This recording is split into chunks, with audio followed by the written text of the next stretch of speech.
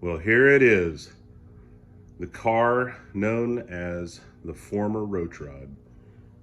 This thing is actually really nice. A lot of nice work done to it. The frame, the body is arrow straight. It's really cool. I just wanted to do some short videos to show you how the Roach Rod and the industrial chassis by Steve, how they were melded together. So, and talk a little bit about what I did way back when. We're going to talk about the front end. The front axle is like a 33 Ford axle, F100 brakes. Incidentally, I got the wheels from a guy named Engine Joe from the Rodders Roundtable, and I believe him and his son were from Ohio.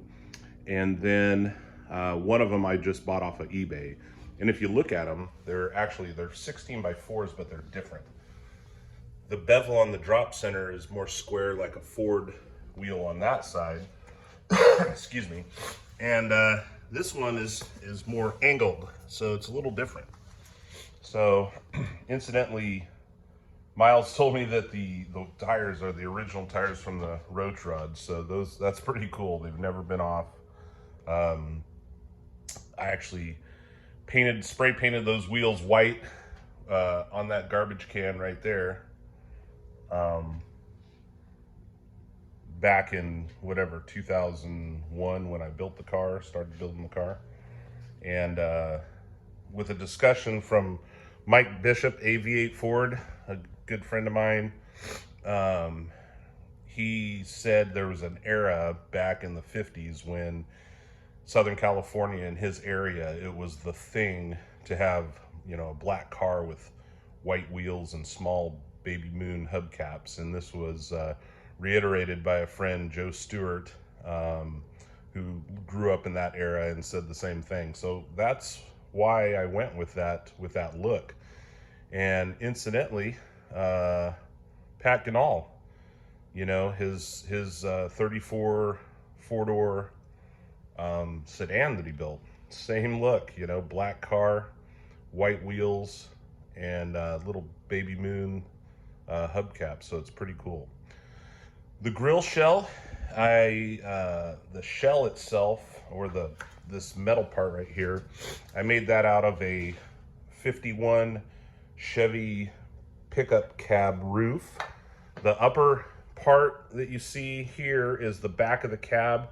Where the grill is, that would be the top of the pickup. And so right along here would be, I believe there was where the rain gutter was, or where it curved around.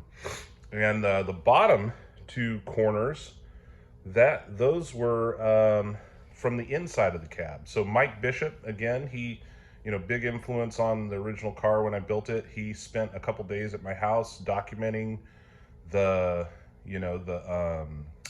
build up of the grill shell and track nose, I guess you'd call it. A lot of influence from the Spalding Brothers tee. Of course, it's not a copy, but it is what it is. So that was pretty cool at the time. The little bits and pieces, basically, like Steve said in a post, he everything, you never even unbolted the engine from the stand here. So this right here, these are little mushroom suspension washers I got from my buddy Dan. So there's actually a weld back here on the back side, and everything forward is from the original Roach Rod. This part here is from Steve, and fish plated or made it weld around here. It's all TIG welded from him. So that's how it got blended on. The radiator's original. This stuff's never been apart. In fact, it's painted from when I painted it, I believe. These little perch pins were gold, and I got them out of my dad's parts pile. So those were the way they were. So it's all old Roachy stuff. So another cool thing I wanted to point out are the bolts. If you look closely, there's right there says Mr. Gasket 8. Those were actually head bolts from my first 327 that I built when I was 15 in 1985 and went in my 55 Chevy.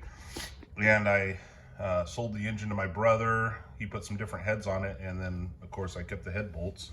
So kept them around, used them for things. Another thing that's kind of cool,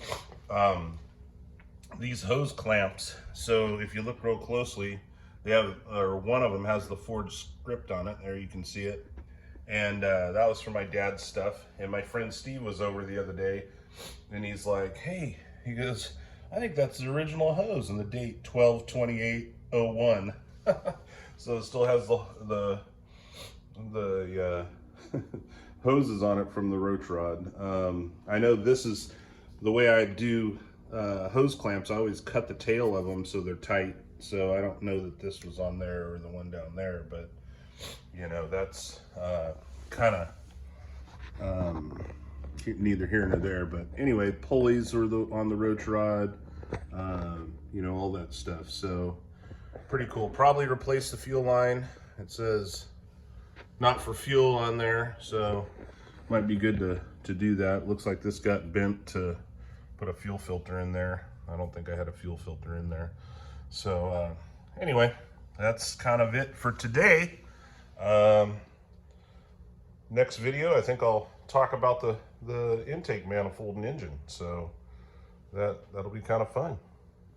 Thanks for watching, and thanks for all the nice words and all the stuff, all the support. It's pretty cool to get this thing back. All right, take care, everyone.